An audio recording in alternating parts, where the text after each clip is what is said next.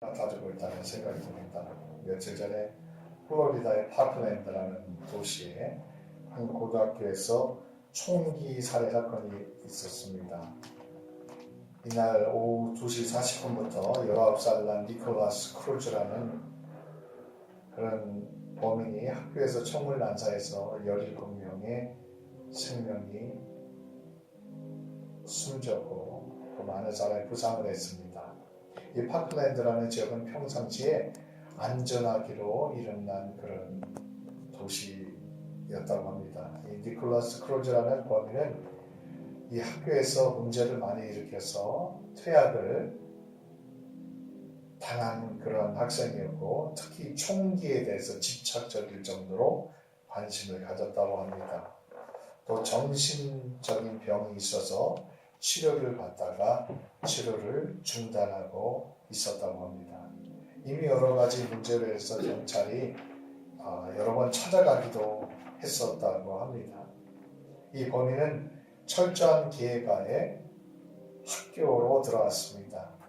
학생들이 나오도록 하기 위해서 일부러 비상벨도 울리게 만들고 그리고 학생들이 나올 때 복도를 따라 이동하면서 학생들과 교사들을 향해서 자동소총인 AR-15는 발사했습니다. 귀중한 17명의 생명이 꿈을 피워보지도 못하고 이 세상을 마쳤습니다. 그리고 아직도 병원에서 중태 가운데 있는 학생들이 많이 있습니다. 2018년 들어서 미국의 총기 관련해서 학교나 학생들에게 사고가 일어난 게 지금 18번째라고 합니다. 이번에 총기 뉴스를 보면서 사람들은 정말 특히 부모들은 충격에 빠졌습니다. 아이들을 학교에 보내는 게 정말 안전한 것인가? 에 대한 회의를 갖게 됐습니다. 다른 사람들은 어떻게 하면 총기 문제를 해결할 것인가 외치기 시작했습니다. 마치 정말 요즘 미국은 카우보이들이 총을 들고 날뛰던 서부 개척시대의 황야와 같아졌습니다. 미국의 1년 내 총기 관련 사망자가 33,000명이 넘는다고 합니다. 하루에 거의 100명이 넘는 걸로 총기 관련 사망자가 나온다는 것입니다. 어떻게 세계 최고를 하는 나라에서 이런 것이 정상이라고 말할 수 있습니까? 정말 이 세상은 위험하고 척박한 광야와 같은 세상이 되어버리고 말았습니다. 오늘 본문에도 광야, 윌더니스가 나오는데요. 거기는 참 삭막하고 위험한 곳입니다. 사나운 들짐승들만 날뛰는 그런 외롭고 처절한 곳입니다. 이 예수님께서 이 광야로 가셨습니다. 성경을 통해서 보면 이 죄로 물든 인간 세상을 가장 잘 보여주는 상징 중에 하나가 광야입니다. 하나님이 없는 죄로 물든 세상은 마치 척박한 광야와 같은 세상이라는 것입니다. 하나님이 없는 인생은 그 인생이 무엇을 가졌든지 상관없이 실상은 척박한 광야와 같은 삶을 살아가고 있다는 것이 성경의 가르침이죠. 원래 하나님께서는 평화로운 낙원동산 에덴을 만드셨습니다. 그곳에 아담과 하와를 둬서 살게 하셨습니다. 그런데 아담과 하와가 죄를 범함으로 쫓겨나서 광야로 가게 되었습니다. 죄를 지은 아담과 하와에게 이렇게 말씀하십니다. 창세기 3장에 보면 아담에게 이르시되 내가 내 아내의 말을 듣고 내가 먹지 말라고 한 나무의 열매를 먹었은즉 땅은 너로 말미암아 저주를 받고 너는 평생에 수고하여 소산을 먹으리라. 땅이 내게 가시덤불과 엉겅퀴를 낼 것이라. 내가 먹을 것은 밭의 채소인즉 내가 흙으로 돌아갈 때까지 얼굴에 땀을 흘려야 먹을 것을 먹으리니 내가 그것에서 취함을 입었습니다. 너는 흙이니 흙으로 돌아갈 것이니라 하시니라. 그 말씀합니다. 죄로 인해 사람들은 에덴 동산에서 쫓겨나서 가시덤불과 엉겅퀴가 넘치는 나오는 그런 광야의 땅에서 살게 될 것입니다. 거기서 열심히 일하고 밭을 갈아야만 먹고 살 수 있었습니다. 죄로 물든 세상은 쫓겨난 아담과 하와가 살았던 광야 같은 세상입니다. 아무리 세상에서 돈을 많이 벌고 아무리 세상에서 성공할지라도 죄로 물든 인생은 어차피 영적으로는 광야 같은 세상에서 살고 있는 것입니다. 이 세상 자체가 광야입니다. 마귀의 세력과 유혹이 우글거리는 광야의 세상에 우리가 지금 살고 있는 것입니다. 구약의 선지자들을 보면 이 광야 같은 세상을 낙원으로 바꾸는 그러한 비전에 대해서 꿈을 꾸고 선포한 것을 우리가 볼 수 있습니다. 이사야서에 보면 32장 15절에 마침내 위에서 영을 우리에게 부어주니니 광야가 아름다운 밭이 되며 아름다운 밭을 숲으로 여기게 되리라. 그때 정의가 광야에 거하며 공의가 아름다운 밭에 거하리니.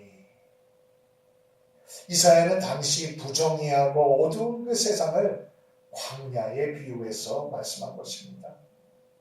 그 광야 같은 사회가 아름다운 밭이 되고 정의가 이루어지게 된다는 것입니다.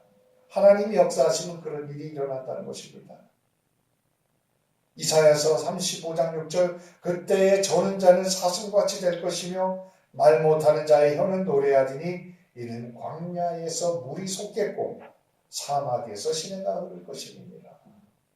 이사야서 41장 18절 내가 헐벗은 산에 강을 내며 골짜기 가운데서 샘이 나게 하며 광야가 못이 되게 하며 마른 땅이 샘그릇이 되게 하시며. 이사야서 51장 3절 나 여호와가 시온의 모든 황폐한 곳을 미로하며 그 사막을 에덴 같게 그 광야를 여호와의 동산 같게 하였나니 그 가운데 기뻐함과 즐거움과 감사함과 칭호하는 소리가 있으리라. 예수님은 광야 같은 세상을 에덴 동산, 여호와의 동산으로 회복하기 위해서 오셨습니다. 우리 인생이 광야 같고 세상이 광야 같습니다. 그러나 그 가운데도 에덴 동산을 심고 여호와의 동산을 이 가운데 심기 위해서 예수님께서 오신 것입니다. 그리고 그 에덴 동산이 그 여호와의 동산이 이 땅에서 세워지고 성장하기를 바라셨습니다. 그 바로 에덴 동산이 새로운 에덴 동산이 예수님께서 외치신 하나님의 나라입니다. 예수님이 가장 많이 외치신 메시지 중에 하나가 무엇입니까? 하나님 나라. 하나님 나라를 계속해서 외치셨습니다. 그게 바로 예수님이 말씀하신 그 구약 성경에 말씀한 에덴 동산이요 여호와의 동산이라고 말할 수 있습니다. 예수님 당시에 사람들은 참 힘든 삶을 살았습니다. 유대 백성이 로마 식민지가 되었죠. 정치적으로 자유가 없죠. 가난하고 배고프죠. 병들어도 어디 가서 제대로 고칠 데도 없죠. 얼마나 힘든 삶을 살았습니까? 더군다나 사회 정의는 무너질 대로 다 무너졌죠. 서로 착취하고 속이는 일이 다반사였습니다. 이런 어두운 사회 속에서 사람들은 구원을 부르짖었습니다. 오래전 선지자가 외쳤던 메시아의 구원을 기다리며 갈망을 했습니다.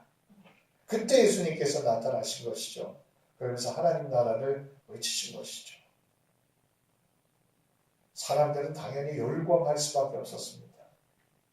그런데 의외로 예수님께서 사람들에게 요구하신 일은 하나님 나라에 속하려면 오늘 본문 15절에 있습니다. 회개하고 복음을 믿어라 이렇게 말씀하셨습니다. 하나님 나라가 가까웠으니 회개하고 복음을 믿어라 이렇게 말씀하셨던 것이죠.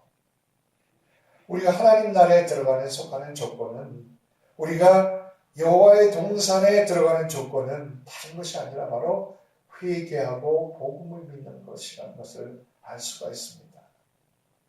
회개는 잘못된 길에서 돌아서는 것입니다. 마음으로 뉘우치고 하나님 뜻대로 살겠음을 다짐하는 것입니다. 그리고 잘못된 삶에서 180도 돌아가는 것이 회개입니다. 마음뿐만이 아니라 삶에서 행동으로 180도 돌아가는 것을 회개라고 합니다. 180도 돌아서라는 것입니다. 그러면서 복음을 믿으라고 했습니다. 구약의 율법이 아니라 예수님을 통해서 주신 복음을 믿으라고 했습니다. 복음이 무엇입니까? 예수님의 십자가의 보혈을 통해서 우리의 죄가 씻어지는 복음, 죽었으나 부활을 통해서 다시 살아나고 영생을 얻는다는 이 복음을 믿으라는 것입니다. 예수님이 구세주인 것을 믿음으로 받아들이라는 것입니다. 이 두 가지를 말씀하셨습니다. 그래서 누구나 회개하고 복음을 믿으면 우리는 광야 같은 세상에 살아도 하나님의 나라에 영적으로 사는 것입니다. 하나님 나라는 죽어서 미래에만 가는 것이 아닙니다. 지금 우리가 회개하고 믿으면 예수님이 우리의 마음과 삶의 주인이 되십니다. 그래서 우리가 여호와의 동산 속에서 살게 되는 것입니다. 광야 같은 그러한 위험한 땅에 살아도 우리가 영적으로 하나님 나라에 속하며 하나님의 다스림을 받으며 살게 되는 것입니다. 하나님 나라를 외치기 전에 예수님께서 두 가지를 행하셨죠. 본문에 보면 세례와 광야로 가시는 일입니다. 예수님께서 세례 요한에게 세례를 받으신 다음에 광야로 가셔서 40일간의 금식 기도를 하시고 시험을 받으셨죠. 우리가 교인이 되려면 세례를 받죠. 세례를 통해서 내가 회개하고 용서함을 받았습니다. 이렇게 믿음으로 사람들 앞에서 고백하는 게 세례입니다. 또 세례를 통해서 교회 공동체 앞에서 내가 이제 다시는 옛사람의 일을 180도 돌아서서 벗어버리고 새롭게 살겠습니다. 다짐하는 것입니다. 또한 세례를 통해서 내 소속이 바뀌었다는 것을 믿음으로 선언하는 것입니다. 이제 내가 옛날처럼 세상에 속한 게 아니라 하나님 나라에 속했다. 이렇게 세례를 통해서 선언하게 되는 것이죠. 우리는 예수님을 통해서 비록 이 세상이 광야 같고 척박하지만 하나님의 나라에 속한 소속이 바뀐 사람이 되었습니다. 당시 세례 요한이 광야에 나타나 메시지를 전파할 때 사람들이 얼마나 열광했는지 모릅니다. 400년 동안 선지자가 없었던 그 유대의 세례 요한의 출현은 백성들에게 아주 커다란 꿈을 주었던 것입니다. 사람들이 몰려 나와서 그 메시지를 듣고 요단강에서 죄를 회개하며 세례를 받았습니다. 세례 요한은 회개하라 천국이 가까이 왔느니라 이렇게 외침으로써 예수님의 길을 준비를 했습니다. 그런데 왜 하나님이신 성자 예수님께서 하필 세례 요한에게 세례를 받으신 것입니까? 왜 죄가 없으신 예수님께서 죄인들이 받는 그 세례를 왜 받으신 것입니까? 왜 예수님께서 세례를 시작으로 공생애의 길을 출발하셨습니까? 이에 대한 대답은 예수님께서 우리를 위해 나를 위해 세례를 받으셨다는 것입니다. 마태복음 3장에도 예수님이 세례받는 얘기가 있는데요. 여기에 보면은 요한이 예수님이 세례를 안 주려고 했습니다. 손사래를 지금 쳤을 거예요. 아니 내가 당신께 세례를 받아야지 왜 당신이 내게 세례를 받습니까? 못합니다. 그러자 예수님께서 세례 요한에게 말씀하시기를 이르시되 이제 허락하라 우리가 이와 같이 하여 모든 의를 이루는 것이 합당하니라 이렇게 말씀하셨습니다. 그러자 그 말을 듣고 세례 요한이 예수님을 마지못해 세례를 베푼 것이죠. 예수님이 모든 일을 이룬다 말씀하신 것은 바로 인간을 죄에서 구원하는 그것을 말하는 것입니다. 죄로 인해 광야 같아진 세상에서 에덴 동산의 구원을 베푸시는 것을 말합니다. 그래서 예수님께서 죄인의 모습으로 세례를 받으셨습니다. 인간 스스로 구원할 수 없기에 예수님이 대신 철저하게 낮아지셔서 세례를 받으셨습니다. 예수님이 세례로서 공생애를 시작하셨다는 것은 다른 어떤 것보다 인간에게 가장 중요한 문제가 죄 씻음의 문제라는 것을 보여줍니다. 인간에게 죄 씻음의 길을 마련하기 위해서 예수님께서 오셨고 세례로부터 공생애를 출발하셨습니다. 세상 사람들은 돈이 제일 문제라고 합니다.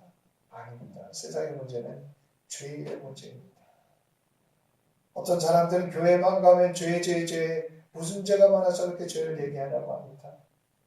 그러나 정말 성경은 사람과 인생과 세상의 문제가 죄의 문제가 근본임을 얘기해주고 있습니다. 죄 씻어짐이 없이 인간에게 희망은 없습니다. 죄 씻음 없이 인간은 모두가 영원한 지옥에 떨어지는 것입니다. 예수님은 세례를 통해서 죄 씻음의 길을 약속하셨습니다. 예수님이 가시는 길이 바로 그 십자가와 부활의 길이 죄의 씻음의 길임을 보여주셨습니다. 그래서 누구든지 예수님 말씀대로 회개하고 죄 씻음을 받고 복음을 믿으면 우리가 철저하게 씻김을 받고 하나님 나라에 속하게 되는 것입니다. 예수님이 세례를 받으실 때 세 가지 일이 일어났을 때 10절에 보면 먼저 물에서 하늘로부터 소리가 나서 너는 내 사랑하는 아들이라 내가 너를 기뻐하느니라 이런 말씀을 합니다. 첫째, 하늘이 열렸습니다. 하나님께서 하늘을 열지 않으시면 우리가 하나님께 도달할 수가 없습니다. 세상의 다른 종교들은 고행과 수행을 통해서 열반에 도달하려고 합니다. 그러나 성경이 분명히 가르쳐준 것은 하나님이 하늘을 열지 않으시면 인간은 도달할 수가 없다는 것입니다. 세례 때 하늘이 열리는 그런 역사가 있었습니다. 하늘이 열렸다는 것은 이 세상과 저 세상을 가로막고 있는 장막이 열렸다는 것입니다. 그동안 가려져 있던 하늘이 예수님을 통해서 열린 것입니다. 세례와 더불어서 새로운 시대가 열린 것입니다. 하늘과 땅이 연결되는 시대를 열어주신 것이죠. 그러므로 이것을 통해서 볼 때 우리 인간은 예수님으로 인해서 더 이상 광야에 그냥 버려진 존재가 아니라는 것을 알 수가 있습니다. 철학자 하이데거는 인간의 세상에 던져진 존재라고 했습니다. 어디서 왔는지 어디로 가는지 모른 채 던져진 존재다. 우리가 그냥 던져진 존재만은 아니라는 것을 분명히 우리가 이 말씀을 통해서 볼 수가 있습니다. 광야에 살지만 우리는 하늘과 연결된 존재라는 것을 보여주는 것입니다. 두 번째로 성령이 비둘기처럼 내려오셨다고 했는데요. 예수님은 늘 성령님과 함께 했습니다. 마태복음 13장에 보면 세례 요한도 자신은 물로 세례를 주지만 예수님은 불로 세례를 주신다고, 불과 성령으로 세례를 주신다고 이렇게 말씀했습니다. 예수님께서 주시는 세례는 죄를 불태워주는, 그리고 죄인을 정결하고 새롭게 만드는 그러한 불세례입니다. 죄인의 본질까지 도 바꿔내는 그런 영적 변화의 세례를 주님께서 주신다는 것이죠. 성령으로 세례를 주시는 주님은 지금도 우리와 함께 하십니다. 눈에 보이지 않지만 하나님의 영 성령으로 우리를 돌보고 계신 것입니다. 요한복음에 보면 예수님께서 근심하는 제자들에게 내가 가면 내가 그를, 곧 성령을 너희에게 보내주리라 이렇게 말씀하셨습니다. 부활하신 예수님은 성령을 교회에 보내셨습니다.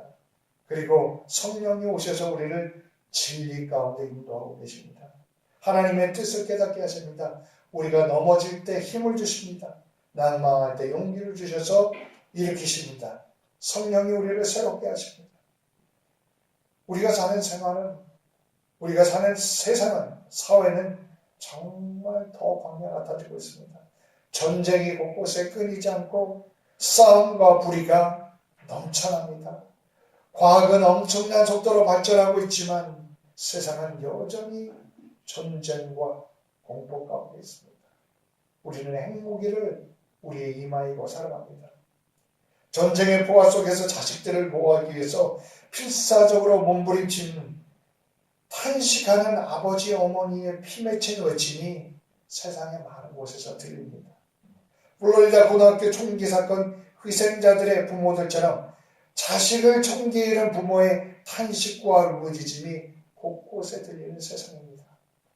자식들을 학교에 보내놓고 안전할까 걱정하는 부모들의 한숨이 넘치는 세상에 우리가 살고 있습니다. 예수님이 가셨던 광야에는 들짐승이 우글거렸습니다. 세상에는 정말 광야처럼 들짐승 같은 위험이 가득합니다. 예수님이 가셨던 광야에는 사탄의 유혹이 있었습니다. 우리가 사는 광야 같은 세상도 똑같이 수많은 사탄의 유혹이 우리를 넘어뜨리려고 합니다. 그러나 주님은 지금도 성령을 통해서 우리를 위로하고 계십니다. 우리를 인도하십니다. 주님은 성령을 통해서 우리가 광야에 속했지만 실상은 너희가 에덴 동산에 속해서 살아가고 있다. 너희가 여호와의 동산 가운데 속해서 살아가고 있다고 우리 속에 증거해 주십니다. 세 번째로는 하늘로서 소리가 났는데요. 너는 내 사랑하는 아들이라 내가 너를 기뻐하느니라 이렇게 소리가 났습니다. 이것은 예수님이 구세주임을 선포하시는 그런 말씀이었던 것입니다. 그러면서 비로소 세례를 통해서 예수님의 공생애가 시작되었습니다. 예수님은 우리를 위해서 세례를 받으셨습니다. 예수님께서 세례 받으실 때 일어난 똑같은 역사가 우리에게 일어난 것임을 보여준 것입니다. 세례를 받으신 후에 예수님은 어디로 가셨습니까? 바로 광야에 가셨습니다. 들짐승만 우글거리고 사탄의 시험이 있는 광야로 가셔서 40일을 금식하셨습니다. 광야는 너무너무 힘들고 살기 어렵고 춥고 배고프고 위험한 곳입니다. 틈만 나면 들짐승이 잡아먹으려고 하는 그런 위험이 있는 곳입니다. 점점 험악해 가는 오늘날의 세상은 딱 광야를 닮았습니다. 그런데 애굽에서 노예로 살던 이스라엘 백성을 하나님께서 인도하신 곳이 놀랍게도 광야입니다. 이스라엘 백성들이 포로에서 나와서 얼마나 큰 꿈을 꿨겠습니까? 그런데 하나님께서 인도하신 곳이 그 광야였습니다. 모든 게 그냥 한꺼번에 잘 될 줄 알았는데 광야에서 살게 되었습니다. 그것도 가나안 땅까지 한 달도 못해서 갈 수 있는 거리를 40년을 그 광야에서 살았습니다. 하나님께서 이스라엘 백성의 노예 근성을 철저하게 깨뜨리시고 하나님만을 의지하고 말씀만 의지하고 살도록 그곳에서 철저하게 영적인 훈련을 시키셨던 것입니다. 그런데 아이러니컬하게도 이스라엘 백성은 역사상 광야에 있을 때 하나님의 임재를 가장 철저하게 경험을 했습니다. 나라가 번성하고 성공하고 번영할 때 하나님의 임재를 깊이 경험한 게 아니었습니다. 이스라엘 백성이 가장 하나님의 임재를 경험할 때가 그 척박한 광야에 내버렸을 때라는 것입니다. 이스라엘 백성에게 하나님은 만나를 먹이셨습니다. 물을 찾아야 할 때 반석에서 물이 솟아나게 하셨고 낮에는 구름 기둥, 밤에는 불 기둥으로 인도하셨습니다. 우리 인생은 누구나 광야 같은 그런 어려움을 만날 때가 있습니다. 누구나 고난의 광야를 지나갑니다. 그때 하나님께서는 그 광야에도 내가 있다라고 말씀하십니다. 옛날에 이스라엘 백성들을 불기둥과 가난 구름 기둥으로 인도하셨던 것처럼 내가 그렇게 광야에도 인도한다고 말씀하십니다. 때로는 우리가 직장을 잃기도 하고 때로는 육신의 병이 들기도 하고 경제적인 어려움을 당하기도 하고 또 어떨 때는 사람 때문에 어려움을 당하기도 하고 어떨 때는 식구들 자식들 때문에 가슴 아파하기도 합니다. 눈물을 흘리기도 합니다. 그럴 때 참 외롭기도 하고 눈물이 나고 힘듭니다. 어떤 사람들은 잠시가 아니라 그 인생 내내가 광야 같은 어려움에 살아가는 사람들도 있습니다. 그런데 오늘 말씀 우리가 광야에 있다고 해서 버려진 것이 아니라는 것을 보여줍니다. 너희가 광야 같다고 느끼느냐? 그 옷에 내가 있다 라는 것이 오늘의 메시지입니다. 예수님께서 우리를 위해 먼저 광야에 가셨습니다. 13절에 보면 광야에서 40일을 계시면서 시험을 받으셨는데 들짐승과 함께 계셨다고 했습니다. 이빨을 드러내고 틈만 나면 물어뜯으려고 하는 들짐승들이 우글거렸다는 것입니다. 그런데 40일 금식 기도가 끝나고 마귀의 시험이 끝나니까 천사들이 수종 들더라 이렇게 표현하고 있습니다. 인생의 광야에 들짐승 같은 존재들만 있는 것은 아닙니다. 우리 인생의 광야에 예수님께서 계시고 또 인생의 광야를 사는 우리를 하나님께서 돌보고 계십니다. 성령으로 돌보고 계시고 그리고 예수님을 천사가 수종했던 것처럼 천사들을 통해서 우리를 돌보고 계시는 것을 오늘 말씀을 통해서 알 수가 있습니다. 때로는 하나님께서 우리를 일부러 광야 같은 어려움으로 인도하실 때가 있습니다. 이스라엘 백성을 훈련시키셨듯이 우리를 하나님의 사람으로 만드시려고 광야를 통과하게 만드실 때가 있습니다. 우리는 그때 믿음으로 감사하면서 그 길을 걸어야 합니다. 예수님께서 먼저 광야에 가셨습니다. 나의 현실이 광야에 갔습니까? 나의 삶이 적막하고 고통스럽습니까? 광야에 그리스도가 계신 것처럼 광야 같은 우리의 삶 속에 그리스도가 지금도 함께 계십니다. 광야의 삶을 사는 우리에게 만나가 되어서 생명의 떡을 먹여주시고 또 우리에게 생수가 되어서 우리의 영혼을 만족해 하십니다.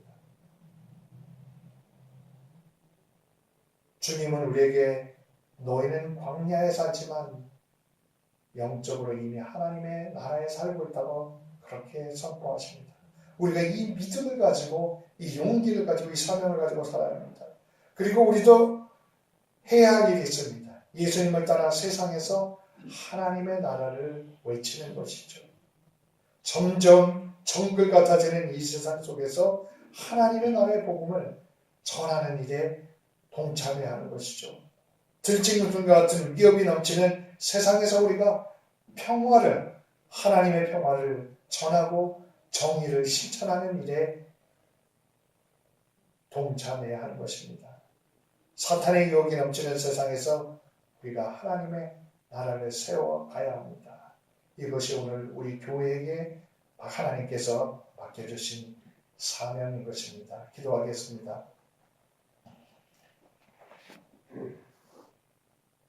주님, 세상이 아무리 광야같이 험하고 어려워도 주님께서 우리와 함께 하시며 돌보심을 믿습니다. 세상에 많은 사람들이 광야 같은 세상에서 사탄의 유혹에 넘어가 불행한 삶을 살아갑니다. 세상에 많은 사람들이 서로가 들짐승, 광야의 들짐승같이 서로를 상처 주고 헐타하며 살아가는 이 광야 같은 세상이 되었습니다. 이제 주님의 길을 따라 광야 같은 세상에서 하나님의 나라를 세우는 우리 모두가 되게 하여 주시옵소서. 악을 향해 일어나게 하시고 정의를 세우며 광야 속에 평화의 꽃을 피워 여호와의 동산을 세상에 심고 퍼뜨리는 저희들이 되도록 힘과 능력과 지혜를 더하여 주시옵소서. 예수님 이름으로 기도드립니다. 아멘. 아멘.